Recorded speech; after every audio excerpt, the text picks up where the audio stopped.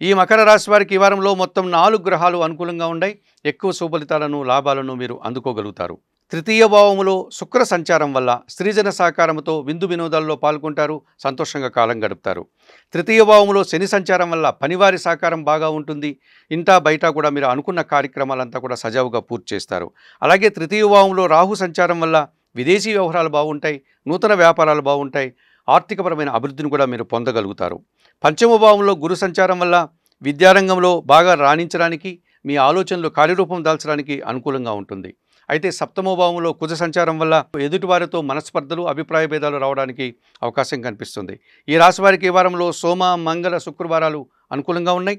దానాలు ఇచ్చేటువంటి క్రమంలో 1 కేజీ కందిపప్పు మంగళవారం రోజు పేదవారికి దానం చేయండి. స్తోత్ర పారాయణ విషయంలో సుబ్రహ్మణ్య కరావలంబ స్తోత్రాన్ని చదువుకోండి. ఆలయ సందర్శన కార్యక్రమంలో భాగంగా సుబ్రహ్మణ్య స్వామిని సందర్శించి నమస్కరించుకోవడం వల్ల సంతోషంగా, ప్రశాంతంగా ఉండగలుగుతారు.